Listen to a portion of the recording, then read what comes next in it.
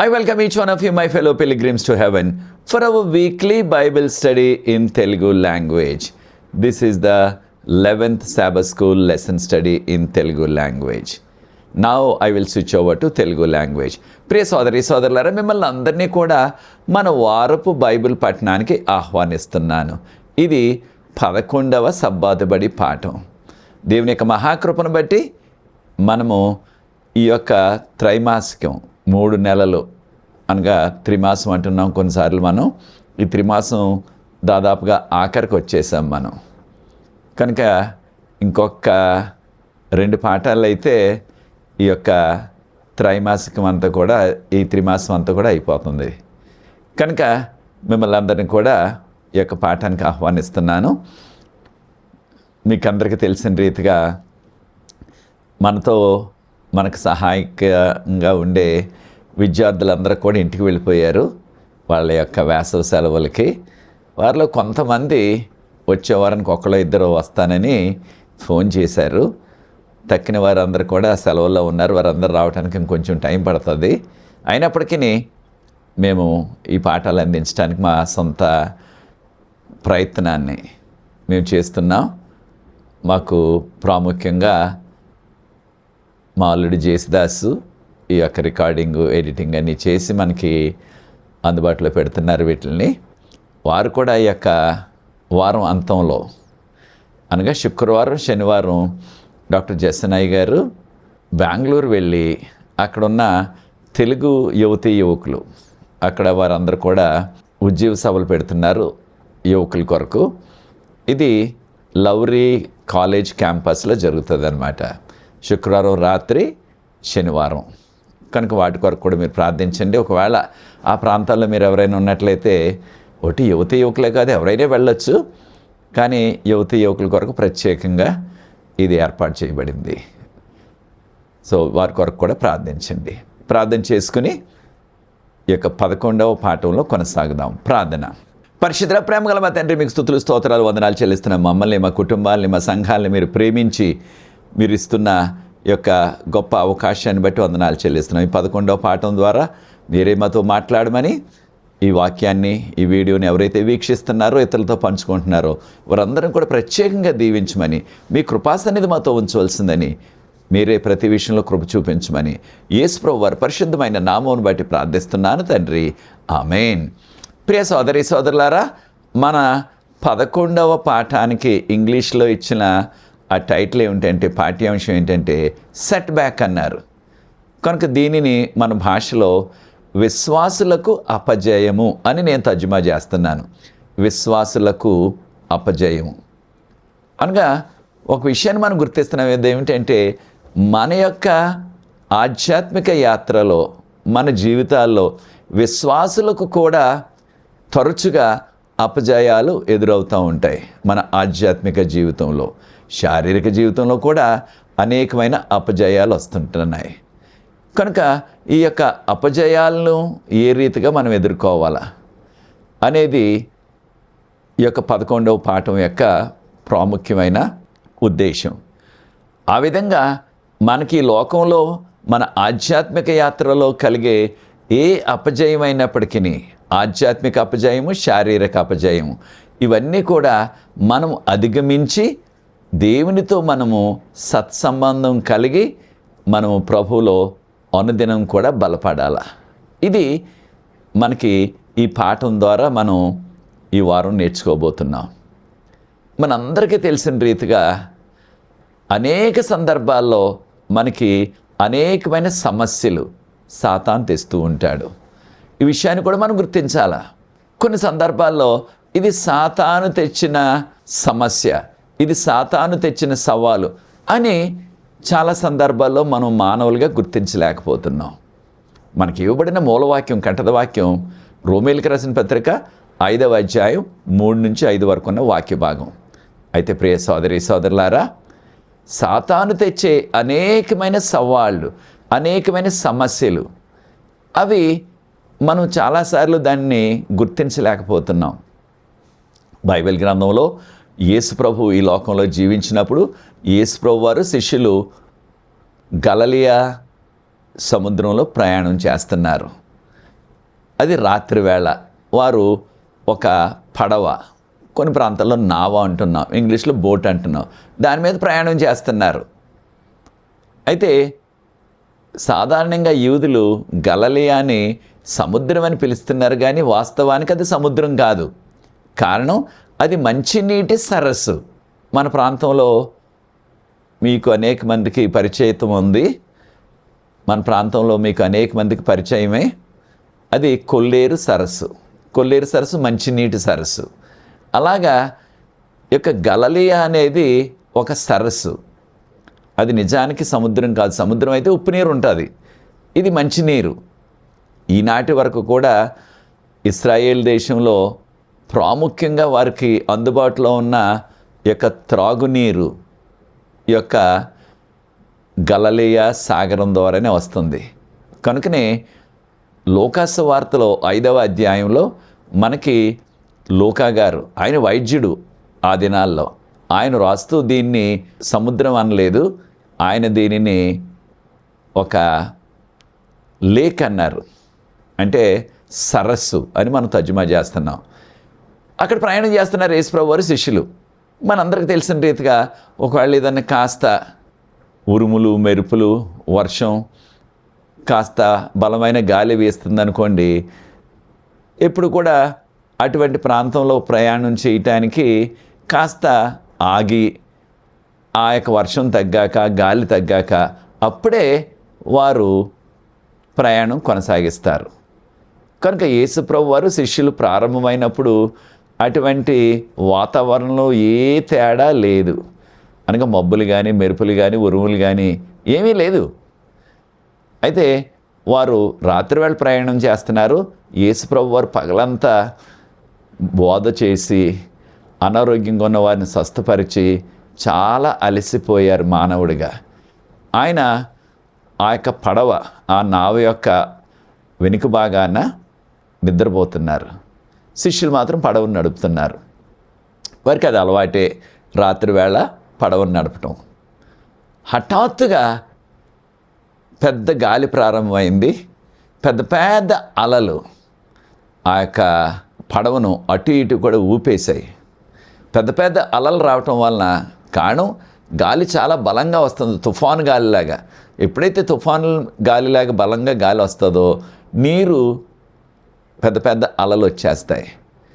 కనుక ఈ యొక్క గలిలయలో అనగా ఆ యొక్క సరస్సులో పెద్ద పెద్ద అలలు రావటం వలన ఆ అలల నీరు ఇక పడవలోకి వచ్చేసింది. అంటే పడవ పెద్ద అలలు వస్తున్నాయేమో, అలలు ఆ నీరు పడవలోకి వచ్చేసింది. అయితే ఎంతవరకు అంటే శిష్యులు భయపడిపోయారు, ఈ పడవ మునిగిపోతుందేమని. ఇది రాత్రివేళ కనుక వారు ఆ ఒడ్డుకి ఎంత దూరంలో ఉన్నారు అన్నది వారికి అవగాహన లేదు. కారణం అర్ధరాత్రి అది. కనుక ఆ కాసేపు శిష్యులు చాలా మానసిక ఒత్తిడికి గురయ్యారు. కారణం గాలి బలంగా వచ్చేసింది. ఆ గాలిని ఎలాగ ఆపగలం? పెద్ద పెద్ద అలలు వచ్చేస్తున్నాయి. ఆ అలని ఎలాగ ఆపగలం మనం? అది సాధ్యం కాదు. ఈ అలలు ఇలాగే కొనసాగినట్లయితే పడవ ఖచ్చితంగా మునిగిపోయే ప్రమాదం.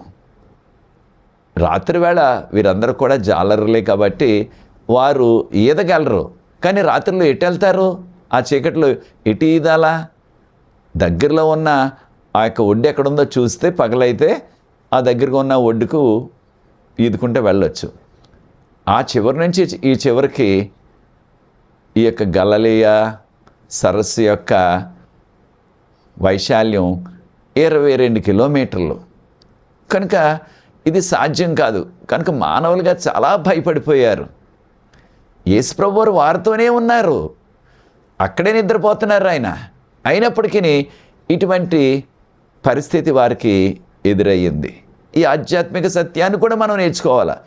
యేసు ప్రభుతో మనం ఉన్నప్పటికీ, యేసు ప్రభులో మన విశ్వాసంతో జీవిస్తున్నప్పటికీ అనేక సందర్భాల్లో మన జీవితాల్లో కూడా మనం ఊహించని సవాళ్ళు ఎదురవుతూ ఉంటాయి మనకి, శారీరకంగా ఆధ్యాత్మికంగా కూడా. కనుక ప్రియ సోదరి సోదరుడా, ఆ కాసేపు కూడా వారు చాలా భయపడిపోయారు. ప్రియ సోదరి సోదరుడా, నీవు కూడా ఎప్పుడు ఊహించని అటువంటి పరిస్థితి నీకు కూడా ఎదురైందా? నీ జీవితంలో, నీ కుటుంబ జీవితంలో కూడా అటువంటి గడ్డు సమస్య. ఇక మనం బ్రతకటం అసాధ్యం అనగా ఇక్కడ ఈ పడవ మునిగిపోతుంది, రాత్రిలో ఈ యొక్క సరస్సులో నేను చనిపోతానేమో అనే భయం పట్టుకుందా? నీకు వచ్చిన అనారోగ్యాన్ని బట్టి, నీకు వచ్చిన సవాళ్ళని బట్టి. అయితే ప్రభు పడవలోనే ఉన్నారు. అయినప్పటికీ నేను చూడండి, ఈ యొక్క పెద్ద సమస్య, వారు జీవన్ మరణం అంటాం మనం, ఇంగ్లీష్లో లైఫ్ అండ్ డెత్ అంటాం మనం, అలాంటి సమస్య వచ్చేసింది వారికి. అయితే వారు యేసు ప్రభువును లేపారు. ఈ విషయాలు మనం మార్కు సువార్త 4వ అధ్యాయం 35 నుంచి ఉన్న వాక్య భాగంలో చదువుతున్నాం. అయితే ప్రియ సోదరి సోదరులారా, ఏమన్నారు యేసు ప్రభువును? ప్రభువా, మనం అందరం కూడా నశించిపోతున్నాం, చనిపోతున్నాం, మీరు దీన్ని పట్టించుకోరా అనగానే ప్రభువు లేచారు, నిద్ర నుంచి లేచారు మానవుడిగా.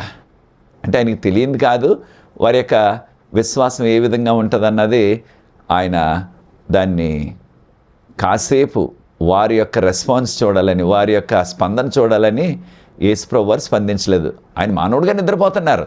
లేపేటప్పటికి వెంటనే లేచి ఏం చేశారు? మనం మార్కు సువార్త 4వ అధ్యాయంలో గమనించినట్లయితే 35 నుంచి 45 వరకు ఉన్న వాక్య భాగంలో యేసు ప్రభు వారు గాలిని గద్దించారని చెప్పబడ్డది. గాలిని గద్దించడం ఏంటి అనగా, ఖచ్చితంగా శిష్యులు దాన్ని గుర్తించలేదు, కానీ ప్రభువారికి తెలుసు ఈ పని సాతాను చేశాడు, సాతాను తెచ్చిన తుఫాన్ ఇది. కనుకనే ప్రభువారు గద్దించారు గాలిని. కాను సాతాను పని కనుక అనగా, వీలైతే సాతాను యొక్క ప్రయత్నం ఏంటంటే ఈ శిష్యులందరినీ, యేసు ప్రభువును కూడా ఆ యొక్క సరస్సులో ముంచి చంపేయాలని. అంటే పడవ మునిగిపోతే వారు చనిపోతారు మానవులుగా. అయితే సాతాను ప్రయత్నం అది. యేసు ప్రభు వారు గద్దించారు. వెంటనే ఒక శాంతి కలుగుగాక అన్నారు. బీ స్టిల్ అంటే నిశ్శబ్దంగా ఉండన్నారు. ఎప్పుడైతే గాలిని గద్దించారో, నిశ్శబ్దం అవుగాక అన్నారో, అప్పటి వరకు పెద్ద పెద్ద అలలు, పడవ నిండా నీరు వచ్చేసిన అలలు అలాగా ఆగిపోయి, ఇక ఏదో ఏమి ఎరగనట్లుగా ఆ అలలు ఇక ఏ విధమైన ఇబ్బంది పెట్టలేదు. మనం ఎప్పుడైనా బావిలో నీళ్లు తోడుకుంటుంటే బావిలో నీళ్ళు ఎటు తొణకవు కదా దాదాపుగా, అలాంటి పరిస్థితి వచ్చేసింది అనమాట. గాలి అంతా వెంటనే ఆగిపోయింది, అంతవరకు ఉన్న ఆ తుఫాను గాలి. కనుక ఈ సమస్య శిష్యులు గుర్తించలేదు, ఇది సాతాను కార్యక్రమం, సాతాను పని అని. యేసుప్రభు గుర్తించారు కనుక ఆ గాలిని గద్దించారు ఆయన. కనుక ప్రియ సోదరి సోదరులారా, మన జీవితాల్లో కూడా ఇటువంటి ఒడిదుడుకులు అనేక సందర్భాల్లో వస్తున్నాయి. ఇది కాసేపు వారు ఎదుర్కొన్న అపజయము, శిష్యులందరూ కూడా ఎదుర్కొన్న అపజయం. ప్రభువారు ప్రక్కనే ఉన్నప్పటికీ, వారితోనే ఉన్నప్పటికీ వారు ఈ అపజయాన్ని ఎదుర్కొన్నారు. ఈ ఆధ్యాత్మిక సత్యాన్ని కూడా మనం నేర్చుకోవాలా. మనం ప్రభువులో ఉన్నా, ప్రభువుతో ఉన్నా, ప్రార్థన చేస్తున్నప్పటికీ సాతాను అనేక సందర్భాల్లో మనకు కూడా ఇటువంటి ఒడిదుడుకులు తెస్తూనే ఉంటాడు. కనుక మనము యేసు ప్రభుపై ఆధారపడి విశ్వాసంతో ఆయనను వేడుకున్నట్లయితే ఆయన ఎటువంటి తుఫానైనా, ఎటువంటి అలలైనా మన జీవితాల్లో, అది ఆర్థిక పరంగా, ఆరోగ్యపరంగా, కుటుంబపరంగా, లేకపోతే సంఘంలో ఎటువంటి సమస్యలు సాతాను తెచ్చినప్పటికీ వాటన్నిటిని కూడా సర్దుమర్చగల, అంటే వాటన్నిటిని కూడా శాంతింపచేయగల ఆ శక్తి, సత్తా యేసు ప్రభువుకే ఉన్నది. కనుక ఆయన మీద ఆధారపడాలి మనం. రెండవ విషయం, ఏ రీతిగా అపజయం వస్తుంది మనకి? ఈ అపజయాలు సాతాను తెస్తాడు తప్పకుండా. అయితే కొన్ని సందర్భాల్లో మనకు కలిగే అనారోగ్యాలు, అవి ఈ లోకంలో, పాపలోకంలో జీవిస్తున్నాం కనుక అనేకమైన అనారోగ్యాలు మనకి వస్తున్నాయి. అయితే మార్కు సువార్త 5వ అధ్యాయంలో 25వ వచనం నుంచి మనం చదివినట్లయితే ఒక స్త్రీ 12 సంవత్సరాల నుంచి రక్తస్రావంతో బాధపడుతుంది.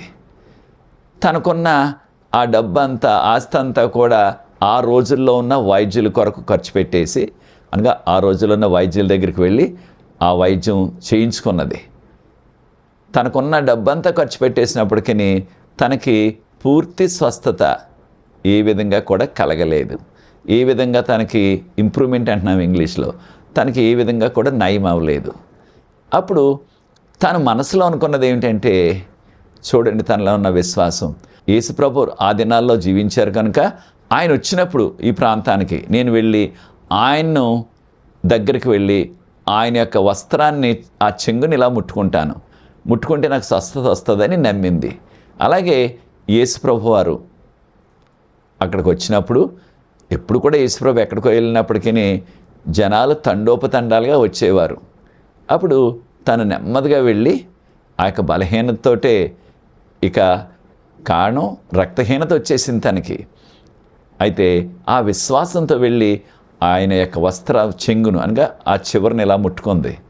వెంటనే తనకి స్వస్థత వచ్చేసింది.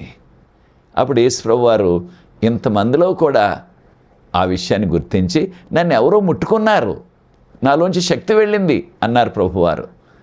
అప్పుడు శిష్యులు అన్నారు, ఏంటి ప్రభువా, ఇక్కడ ఎంతోమంది తండోపతండాలుగా వచ్చి ఒకరినొకరు నెట్టుకుని మీ దగ్గరికి వస్తున్నారు, మిమ్మల్ని మీ దగ్గరికి రావాలని, మరి ఎవరు ముట్టుకున్నారంటారు ఏంటి అనగానే, లేదు నన్ను ఎవరు ముట్టుకున్నారు అనగానే ఆ స్త్రీ ఎంతో భయంతో ముందుకు వచ్చి, అయ్యా నేనే ముట్టుకున్నాను, నాకు ఈ సమస్య ఉన్నది, 12 సంవత్సరాల నుంచి రక్తస్రావం ఉన్నది, ఈ విధంగా నేను అనుకున్నాను. అప్పుడు నాకు ఎప్పుడైతే మీ యొక్క వస్త్రాన్ని ముట్టుకున్నానో నాకు వెంటనే స్వస్థత వచ్చేసింది అనగానే యేసుప్రభు వారు ఆవిడని దీవించారు. నీ విశ్వాసం నేను స్వస్థపరిచిందని చెప్పి పంపించేశారు. అనగా మనకు అనేక సందర్భాల్లో అనారోగ్యాలు కలుగుతున్నాయి. ఆ అనారోగ్యాలు చాలా సందర్భాల్లో ఎన్ని రకాల వైద్యాలు చేయించుకున్నప్పటికీ ఆ స్వస్థ కార్యం జరగటం లేదు, అనారోగ్యం పోవటం లేదు. అయితే మనం చేయవలసింది ఏంటంటే, ఈ లోకంలో ఉన్న వైద్యులందరూ కూడా వారికి తెలిసినంత ఈ లోకంలో ఉన్న ఆ వైద్య జ్ఞానాన్ని అంతా ఉపయోగించి ఉన్న ఈ లోకంలో అందుబాటులో ఉన్న ఔషధాలు అన్నీ వాడినప్పటికీ స్వస్థత రాకపోయినప్పటికీ విశ్వాసంతో యేసుప్రభు మీద ఆధారపడినట్లయితే, విశ్వాసంతో యేసుప్రభువును మనం వేడుకున్నట్లయితే తప్పకుండా ఆయన స్వస్థత ఇస్తారు. కారణం మనకు వాక్యంలో ఏం చెప్పబడుతుంది? హెబ్రీలకు రాసిన పత్రిక 13:8 నుంచి గమనించినట్లయితే, యేసుప్రభు నిన్న నేడు నిరంతరము ఏకరీతిగా ఉన్న దేవుడు. 2000 సంవత్సరాల క్రిందట ఈ స్వస్థత కార్యాలు చేసిన వారు మాత్రమే కాదు సుమా, ఈనాడు కూడా ఆ స్వస్థత కార్యాలు చేయగల శక్తి, సత్తా యేసుప్రభుకున్నవి. మరొక సందర్భంలో యేసుప్రభు వారు విశ్రాంతి దినాన సమాజ మందిరంలో బోధిస్తున్నారు. అక్కడ సమాజ మందిరానికి ఈ విషయాలు మనం లూకాసు వార్త 13:12 నుంచి 16 వరకు ఉన్న వాక్య భాగం. ఆ యొక్క సమాజ మందిరానికి ఆరాధనకు అందరూ కూడా వస్తారు విశ్రాంతి దినాన యూదులు కనుక. తను కూడా యూదురాలే వచ్చింది. అయితే తనకున్న సమస్య ఏమిటంటే 18 సంవత్సరాల నుంచి, ఇంగ్లీష్లో 18 years అంటున్నాం కదా, 18 సంవత్సరాల నుంచి తన యొక్క నడువంతా కూడా వంగిపోయి, అప్పుడు మన యొక్క భాషలో గూను వచ్చేసింది అంటాం, అంటే వంగిపోయి నడుస్తుంది అన్నమాట పాపం. అప్పుడు యేసుప్రభు వారు అన్నారు, ఈ యొక్క అబ్రహాము కుమార్తెను సాతాను 18 సంవత్సరాల నుంచి బంధించేశాడు. అంటే 18 సంవత్సరాల నుంచి సాతాను యొక్క శక్తి వలన, లేకపోయినట్లయితే సాతాను తెచ్చిన ఆ యొక్క అనారోగ్యం వలన ఎంతో బాధపడ్డది 18 సంవత్సరాలు. అయితే ఆ యొక్క స్త్రీకి తెలియదు ఇది సాతాను ద్వారా నాకు కలిగిన అనారోగ్యం అని. తన యొక్క నడువంతా వంగిపోతుంది, సరిగా నిలబడలేకపోతుంది, ఒక గోడకు కూడా చక్కగా చేరబడి కూర్చోలేకపోతుంది. విశ్వాసే, యూదురాలే, మందిరానికి వెళ్తుంది ప్రతి వారం కూడా. అయితే యేసు ప్రభు వారు దాన్ని గుర్తించి వెంటనే ఆ యొక్క స్త్రీకి స్వస్థత పరిచారు. కనుక ఈ సందర్భంలో కూడా సాతాను ఈ లోకంలో జీవిస్తున్న విశ్వాసులకు, ఆరాధనకు వెళ్తున్న మనకు కూడా రకరకాల వ్యాధులు కలిగించే ఆ ప్రమాదం ఉన్నది, సాతానుకు ఆ శక్తి ఉన్నది అనారోగ్యాన్ని కలిగించడానికి. కనుక మనము విశ్వాసులుగా యేసు ప్రభు దగ్గరికి వచ్చినట్లయితే, ఆయన వేడుకున్నట్లయితే ఆయన మనకు స్వస్థ కార్యం ఇస్తారు. ఈ లోక సంబంధంగా కొంత వైద్యం మనం చేయించుకోగలం, వైద్యం చేయించుకునే ప్రయత్నం చేస్తాం. అయినప్పటికీ ఈ 2 సందర్భాల్లో కూడా ఆ వైద్యం వారికి ఏమీ కూడా పనిచేయలేదు. ఖచ్చితంగా 18 సంవత్సరాల్లో ఆ వ్యక్తి బాధపడుతుందంటే తనకు తెలిసిన ఆ దినాల్లో అందుబాటులో ఉన్న వైద్యాన్ని తప్పకుండా తాను చేయించుకునే ఉంటుంది. కానీ దానివల్ల ఏ ఉపయోగం లేకపోయింది. ప్రియ సోదరి సోదరుడు, నీకు కూడా అటువంటి పరిస్థితి ఉన్నదా నీ జీవితంలో కూడా? ఒకవేళ నీకు కూడా అటువంటి పరిస్థితి ఉన్నట్లయితే రకరకాల వైద్యం చేయించుకుంటున్నాం, రకరకాల ఔషధాలు మెడిసిన్ వాడుతున్నాం, కానీ స్వస్థత రావటం లేదు. ఖచ్చితంగా యేసుప్రభు సన్నిధికి విశ్వాసంతో మనం వచ్చినట్లయితే యేసుప్రభు వారు తప్పకుండా స్వస్థత ఇస్తారు. కొన్ని సందర్భాల్లో మనం చేసే చిన్న చిన్న అపరాధాలు, పాపం అన్న దాన్ని నేను పాపం అంటలేదు, దాన్ని చిన్న చిన్న పొరపాట్లు మన భాషలో చెప్పుకోవాలంటే వాటి వలన కూడా మనకి అనారోగ్యం కలుగుతుంది. ఉదాహరణకు కొంతమందికి చల్లనివి తింటే వారికి పడదు. ఉదాహరణకు ఐస్ క్రీమ్ తింటే వారికి పడదు. లేకపోయినట్లయితే ఈ యొక్క వేడి చాలా ఎక్కువగా ఉంది, ఇటువంటి వేసవకాలంలో ఆ చల్లని పానీయాలు, కూల్ డ్రింక్ అంటున్నాం కదా ఇంగ్లీష్లో, అలాంటిది బాగా చల్లగా ఉన్నది, లేకపోతే ఆ యొక్క చల్లని నీరు, ఆ ఫ్రిడ్జ్లో ఉన్న నీళ్ళు తీసుకుని త్రాగేస్తున్నారు. కారణం కాసేపు ఆ వేడిలో వారికి కాస్త హాయిగా ఉంటుంది అనుకుంటున్నారు. కానీ కొంతమందికి చల్లని పానీయాలు పడవు. అప్పుడు ఏం జరుగుతుంది? వారికి రొంప, దగ్గు, అనేక సందర్భాల్లో గొంతుకు పోవటం, అంటే మనము సోర్ త్రోట్ అంటున్నాం ఇంగ్లీష్లో, గొంతుకు పోతుంది. అది చాలా ఇబ్బందిగా ఉంటుంది. ఎక్కువ రోజులు ఉండకపోయినప్పటికీ ఇబ్బందిగానే ఉంటుంది. ఒక సందర్భంలో నాకు కూడా ఇటువంటి పరిస్థితి ఏర్పడ్డది. ఒక చోటకు నేను ఉద్యోగ సభలకు వెళ్ళాను. అక్కడ చాలా వేడిగా ఉంది. అది రోహిణీ కార్తెది, మే నెలలో. అక్కడికి వెళ్ళినప్పుడు నన్ను మా యొక్క విద్యార్థి బృందాన్ని ఆహ్వానించిన ఆ యొక్క సంఘ పెద్దలు, వారు చాలా మంచివారు, పలుకుబడి గలవారు, ఎంతో ప్రభు అంటే విశ్వాసం గలవారు, ఎంతో భక్తి గల కుటుంబాలు. వారు మేము అక్కడికి చేరగానే వెంటనే మాకు చక్కగా, నాకు తక్కిన విద్యార్థి బృందం అందరికీ కూడా చల్లగా ఉన్న చక్కని ఆ యొక్క జ్యూస్ ఇచ్చారు. చల్లగా ఉంది, చక్కని జ్యూస్, రుచికరమైన జ్యూస్ ఇచ్చేశారు. ఇచ్చేస్తే ఇలా గ్లాస్ పట్టుకునేటప్పుడు నాకు తెలిసిపోతుంది చల్లనిదని. నాకు తెలుసు ఇది నాకు చల్లని పానీయాలు పడవు, అది త్రాగితే చాలా ఇబ్బంది ఉంటుందని తెలుసు. కానీ మరి అంత ప్రేమతో, అంత ఆప్యాయతతో, అంత పెద్దలు వయసులో కూడా, తర్వాత అంత చక్కని విశ్వాసులు, వారు ఇచ్చింది కాదంటే పాపం వారు బాధపడతారేమో మనసులో అనేసి ఆ జ్యూస్ తాగేశాను. తాగేస్తే ఆ యొక్క మరుసటి రోజుకి చూడండి నాకు దగ్గు పట్టేసి ఇక గొంతు పోయింది. 3 రోజులు ప్రసంగం చేయాలి. మొదటి రోజు బాగానే ఉంది, 2వ రోజుకి గొంతు పోయింది. చాలా ఇబ్బంది అయింది. ఏదో యాంటీబయాటిక్ వేసుకున్నాను, కానీ యాంటీబయాటిక్ వేసుకున్న అప్పటికప్పుడు అనారోగ్యం రావటం, లేకపోతే సమస్య రావటం వెంటనే వచ్చేస్తుంది. కానీ అది మళ్ళీ తీరాలంటే, సమస్య తీరాలంటే, ఆరోగ్య సమస్య తీరాలంటే ఒక్క రోజులో పోదు కదా. ఎంత బలమైన, ఎంత మంచి మెడిసిన్ వేసుకున్నా అది సాధ్యం కాదు. ఆ 2 రోజులు, మిగిలిన 2 రోజులు కూడా ఆ యొక్క బొంగురు గొంతుతోటే వాక్య పరిచర్య చేయవలసి వచ్చింది. చాలా ఇబ్బంది అయిపోయింది. అప్పుడు నేర్చుకున్నాను, నాకు తెలిసి కూడా ఇది చల్లనిది త్రాగకూడదని తెలిసినప్పటికీ మొఖమాటానికి త్రాగేశాను. కనుక ఈ సమస్య వచ్చేసింది. కనుక ఈ మధ్యకాలంలో ఏం చేస్తున్నాను, ఎక్కడికి వెళ్ళినా సరే వారు ఎంతటి వారైనప్పటికీ, అంటే ఎంత పెద్దలైన నాయకులైనప్పటికీ, ఆ చల్లని నీరు కానీ, చల్లని పానీయం కానీ, ఏదైనా జ్యూస్ ఇచ్చినట్లయితే దయచేసి నాకు వద్దండి, ఇది నాకు పడట్లేదు, ఒట్టి మంచినీళ్ళు ఇవ్వండి, చల్లని కాకుండా మామూలుగా ఉన్న నీళ్ళు ఇవ్వండి, లేకపోతే ఆ చల్లగా లేని జ్యూస్ ఏదైనా ఉంటే ఇవ్వండి అంటున్నాను. అనగా ఇక్కడ మనం నేర్చుకుంటున్నది ఏమిటంటే, కొన్ని సందర్భాల్లో మనకు తెలిసినప్పటికీ ఆ యొక్క పరిస్థితులను బట్టి అటువంటి చిన్న చిన్న పొరపాట్లు చేస్తున్నాం. మన యొక్క ఆహారం విషయంలో, మనం త్రాగే పానీయాల విషయంలో అది మనకి ఇబ్బందికరంగా మారుతుంది. కనుక ప్రియ సోదరి సోదరులారా, ఇటువంటి సమస్యలు, సవాళ్ళు అయితే అలా జరగటం, ఇది గొంతుకు పోయి వాక్యం మనం చక్కగా చెప్పలేకపోవటం సాతానికి ఎంతో సంతోషం. అయితే వాక్యం వినాలని వచ్చిన వారు చాలా నిరాశపడిపోతారు. కనుక ప్రియ సోదరి సోదరులారా, అనేకమైన అపజయాలు కనుక ఈ విషయాలు మనం నేర్చుకోవాలి. మరొక విషయం ఏంటంటే, ఇటువంటి సంఘటనలు ఇవి సాతాను ఏదో రీతిగా మనల్ని ఆ సమస్యలోనికి నెట్టేస్తున్నాడు. అది మనం చేసుకున్న, లేదా మనం చేసిన చిన్న పొరపాటైనా, లేకపోతే సాతాను తెచ్చే చిక్కైనప్పటికీ అది కూడా అన్నీ కూడా ఇవి మనకి ఇబ్బందికరంగా ఉంటున్నాయి అన్నమాట.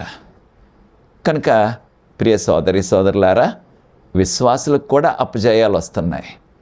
అయితే మనము మానవులుగా కొన్ని మనకి పడని పదార్థాలు, అది తినే విషయంలో లేకపోతే త్రాగే విషయంలో ఏదైనా సరే మనకు పడని పదార్థాలు మనం దగ్గరికి వెళ్లకుండా ఉంటే కొంతవరకు అయినప్పటికీ ఆ అపజయాన్ని మనం తగ్గించుకోవచ్చు.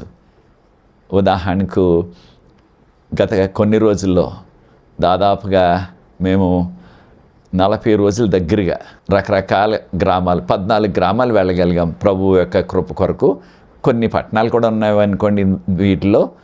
అయితే వెళ్ళి వాక్య పరిచర్య చేశాం. ఎక్కడ కూడా నాకు ఈ యొక్క గొంతుకు పోవటం అన్న సమస్య రాలేదు. కారణం ఎక్కడ కూడా చల్లని పానీయాలు ఎక్కడ కూడా తీసుకోలేదు నేను. కారణం ఆ యొక్క చేదు అనుభవం వచ్చింది కనుక కాస్త జాగ్రత్తగా ఉన్నాను. దానివల్ల ఏ సమస్య లేకుండా సమస్తం మహిమ కొరకు, ప్రభు మహిమ కొరకు సాగింది.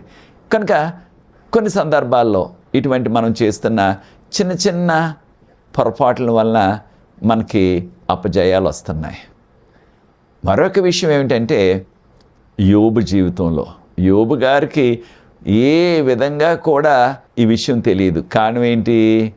సాతాను ఈ సమస్యలన్నీ కూడా తెచ్చాడు.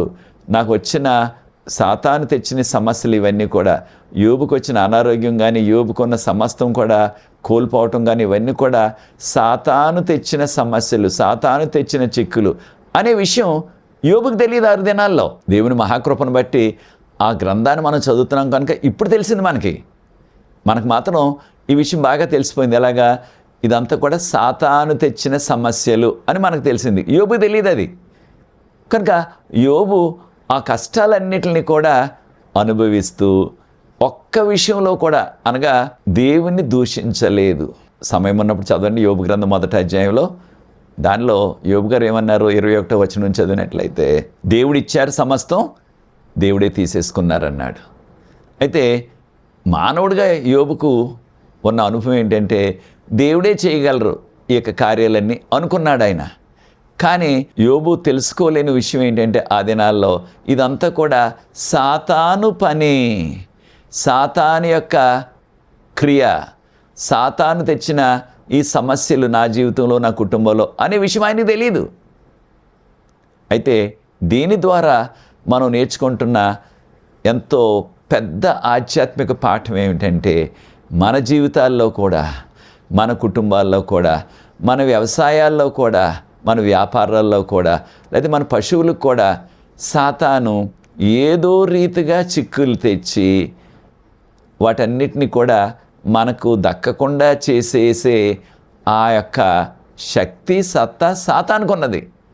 అయితే ప్రియ సోదరి సోదరులారా, అటువంటి క్లిష్ట పరిస్థితుల్లో కూడా అపజయం కలిగినప్పటికీ, దాదాపుగా ప్రాణం పోయే పరిస్థితి వచ్చేసినప్పటికీ యోబు మాత్రం విశ్వాసాన్ని విడిచిపెట్టలేదు.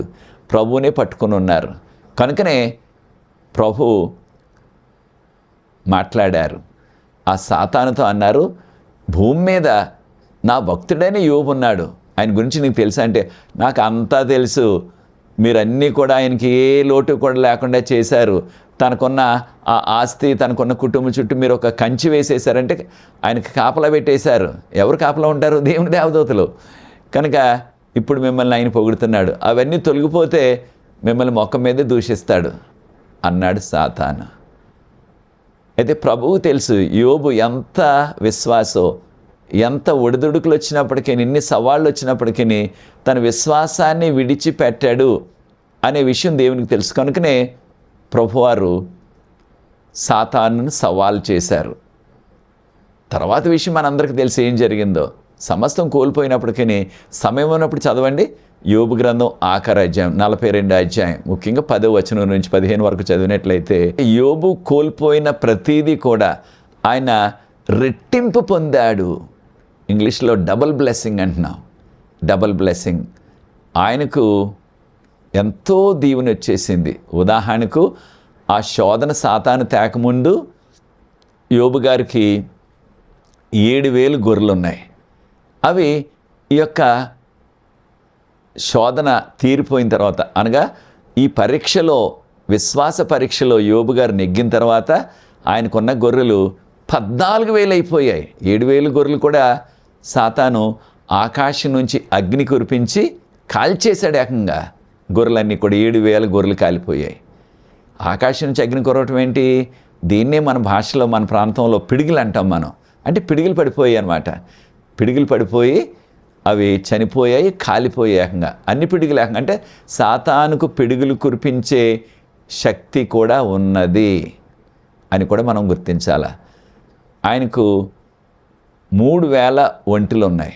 అవి 6,000 అయిపోయాయి ఏకంగా. అంటే డబల్ అయిపోయింది. ఆయనకున్న సమస్తం కూడా డబల్ అయిపోయింది ఏకంగా.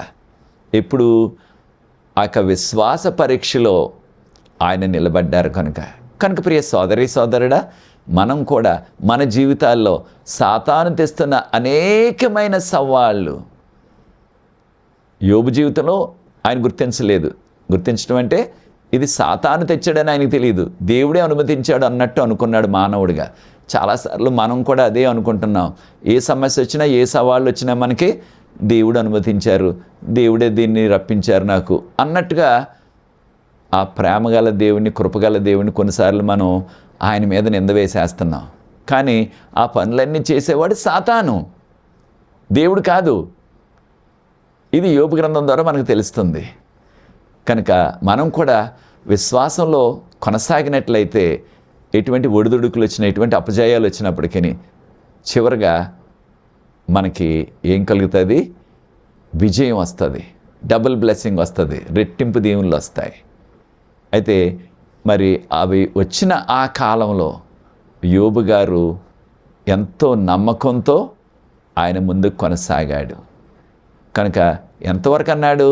యోబు గ్రంథం 19వ అధ్యాయం 25 నుంచి 27 వరకు వాక్య భాగాన్ని చదివినట్లయితే, నా శరీరం ఈ విధంగా చీకిపోయినప్పటికీ ఒక దినాన ప్రభు వస్తారు, అప్పుడు నా శరీరంతో, నా కళ్ళతో నా ప్రభువుని నేను చూస్తాను.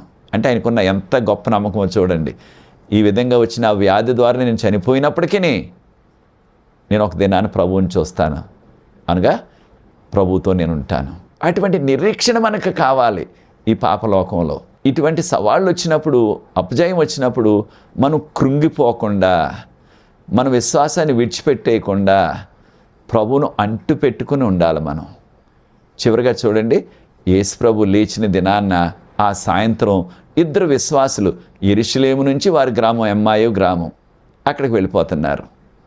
అయితే వెళ్ళిపోతుంటే యేసు ప్రభు వారు ఒక బాటసారిగా వారికి ప్రత్యక్షమయ్యారు. అయితే వారి కన్నులు, అంటే వారికి కనపడకుండా లేదు సుమా, అన్నీ చక్కగానే కనపడుతున్నాయి, కానీ యేసు ప్రభువుని గుర్తించడానికి వారి యొక్క మనోనేత్రాలు మూయబడ్డాయి.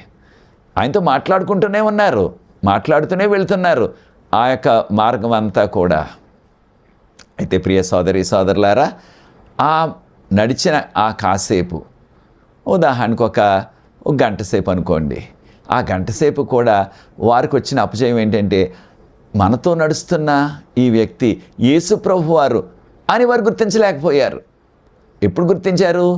వారి ఇంటికి వెళ్ళిన తర్వాత ఆయన్ను బలవంతంగా తీసుకువెళ్ళారు. ఈ రాత్రి ఇక్కడే ఉండండి, రాత్రి వేళ వెళ్ళటం మంచిది కాదు, మాతోనే ఉండండి, మా దగ్గరే మీకు ఆశ్రయం ఇస్తాం, ఇక్కడే నిద్రపోండి, మీకు ఆహారం పెడతాం, ఆహారం తినండి, ఉదయం లేచి వెళ్ళిపోండి. ఆయన ఏమీ కూడా వారు అడగలేదు.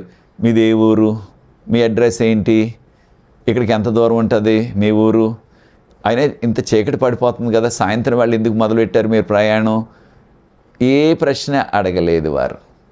ఆయనకి ఎంతో మంచి మనసుతో ఆహారాన్ని వడ్డించారు. అయితే కొన్ని సందర్భాల్లో మనకు ముక్కు ముఖం తెలియని వారిని ఇంటికి ఆహ్వానించడానికి మన మనసు ఒప్పుకోవటం లేదు. ఒకవేళ వచ్చినప్పటికీ వారికి ఆహారం పెట్టే పెద్ద మనసు ఉండటం లేదు. ఇంకా కాస్త ముందుకు వెళ్తే ఒకవేళ ఆ దినాన్న మనకి మీకు ఇష్టమైన మంచి కూర అనుకోండి, అది ఒకవేళ ఏదైనా కోడి మాంసం అయినా, లేకపోయినట్లయితే చేపలైనా, లేకపోతే మీకు ఇష్టమైన బిర్యానీ అయినా, ఏదైనా సరే మీకు బాగా ఇష్టమైన కూర ఉందనుకోండి, అలాంటి రోజున మీకు ముక్కు ముఖం తెలియని వ్యక్తి ఎవరైనా ఇంటికి వచ్చారనుకోండి, ఆహారం పెట్టవలసిన పరిస్థితి ఏర్పడ్డదనుకోండి, మనసులో ఏమనిపిస్తుంది?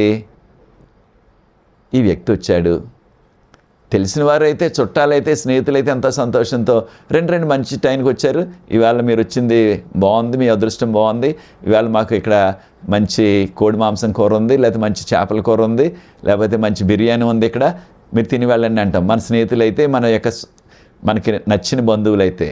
కొన్ని సందర్భాల్లో నచ్చని బంధువులు కూడా ఉంటారు కొన్నిసార్లు మనకి. అయితే వారు వచ్చినట్లయితే ఇలాంటి రోజున, లేకపోతే ఎవరు ముక్కు ముఖం తెలియని వారు వస్తే, ఎందుకు వచ్చాడు వీడు అనవసరంగా, వీడికి భోజనం పెట్టాలి, ఇప్పుడు నాకున్న కాస్త కూర లేకపోతే కాస్త బిర్యానీ కూడా కొంచెం వీడికి పెట్టేయాలా, వీడి వలన మనకు తక్కువ వస్తుంది అన్నట్టుగా చాలాసార్లు మనసులో బాధపడేవారు కూడా ఉంటున్నారు. అయితే వీరు ఆ విధంగా బాధపడకుండా ఎంతో సంతోషంతో ఒక ఆధిక్యతలాగా ఆహారాన్ని వడ్డించారు ప్రభువుకు. యేసు ప్రభువు ఎప్పటి వలె ఆహారం తినకముందు ప్రార్థన చేశారు. ఇది కూడా మనలో చాలామందికి అలవాటు ఉంది. భోజనం తినకముందు ప్రార్థన చేసుకుని దేవుని స్తుతులు చెల్లించి తింటున్నాం.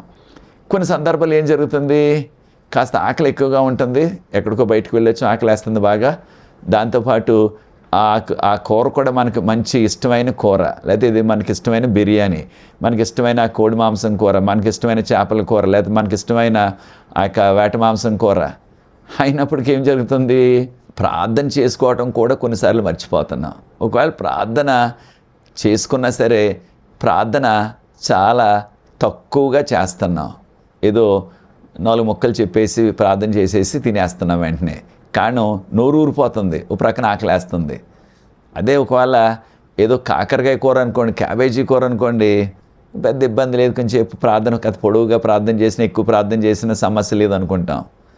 అయితే యేసు ప్రభు వారు ఆయన ఎప్పుడు కూడా ఆహారం భుజించకముందు ప్రార్థన చేసి అప్పుడు భుజించేవారు. ఎప్పుడైతే ప్రార్థన చేసి ఆ యొక్క భోజనం కొరకు వారు కళ్ళు తెరిచారో అప్పటికి వారు మనోనేతలు తెరవబడ్డాయి. వెంటనే వారు గుర్తించారు, యేసు ప్రభు, యేసు ప్రభు, యేసు ప్రభు అన్నారు. అక్కడి నుంచి ఆయన వారు కనపడకుండా వెళ్ళిపోయారు.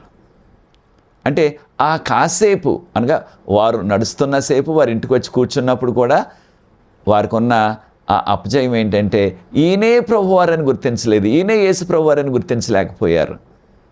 చాలా సందర్భాల్లో మనం కూడా ఇటువంటి అపజయం మన జీవితాల్లో ఉంటుంది. మనము ప్రభువును, ఆయన సన్నిధిని గుర్తించలేకపోతున్నాం. అనేక సందర్భాల్లో ప్రభువారు, ఆయన దూతలు మనతో, మన కుటుంబాల్లో ఉన్నారని మనం జ్ఞాపకం చేసుకున్నట్లయితే, గుర్తించినట్లయితే అనేకమైన దుష్టకార్యాలు, పాపపు కార్యాలు, లేకపోతే ఆ యొక్క పాపపు మాటలు, పాపపు సంభాషణలు, దేవునికి దుఃఖం తెచ్చే మాటలు, దేవునికి దుఃఖం తెచ్చే పాటలు మన గృహాల్లో ఉండకుండా ఉంటాయి. ఎప్పుడు ప్రభువారు, ఆయన దేవదూతలు మనతోనే ఉంటున్నారు, మన గృహంలో కూడా ఉంటున్నారు అని మనం గుర్తించగలిగినట్లయితే. కనుక ప్రియ సోదరి సోదరులారా, అనేకమైన మనకి సవాళ్ళు వస్తున్నాయి, అపజయాలు వస్తున్నాయి. కనుక విశ్వాసమైన మనకు కూడా అనేకమైన అపజయాలు ఈ లోకంలో వస్తున్నాయి. వాటన్నిటినీ కూడా అధిగమించడానికి మనము ప్రభువును నమ్ముకొని, యేసు ప్రభు మీద ఆధారపడి విశ్వాసంతో మనం జీవించినట్లయితే ఈ యొక్క అపజయాలన్నిటిని కూడా మనము అధిగమించగలం. కనుక యేసు ప్రభు ద్వారా ఈ లోకంలో కొన్ని అపజయాలు వస్తాయి. అవి కలకాలం ఉండేవి కాదు. ఈ అపజయాలన్నీ కూడా కొంతకాలం ఉండేవే. అయితే దేవునిలో మనం కొనసాగినట్లయితే, విశ్వాసంతో మనం కొనసాగినట్లయితే మనకు కలిగే ఆ యొక్క జయము, ఆ విజయము కలకాలం ఉంటుంది. దాన్ని మనం నిత్య జీవం అంటున్నాం. కనుక యేసు ప్రభు విశ్వాసులుగా, ఆయన కుమారులుగా, కుమార్తెలుగా మనము ఈ యొక్క భరోసాను కలిగి ప్రభువులో కొనసాగుదాం.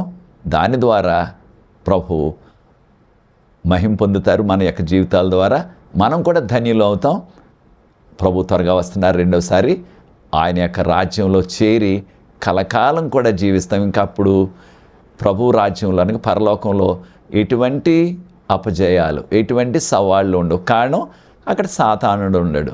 సాతానుడు లేకపోతే శోధనలు ఉండవు. కనుక అటువంటి సాతాను శోధనలు లేని ఆ నిత్యరాజ్యంలో మనందరం కూడా కలకాలం నివసించాలని నేను కోరుకుంటున్నాను. ప్రభు త్వరగా వస్తున్నారు రెండవసారి.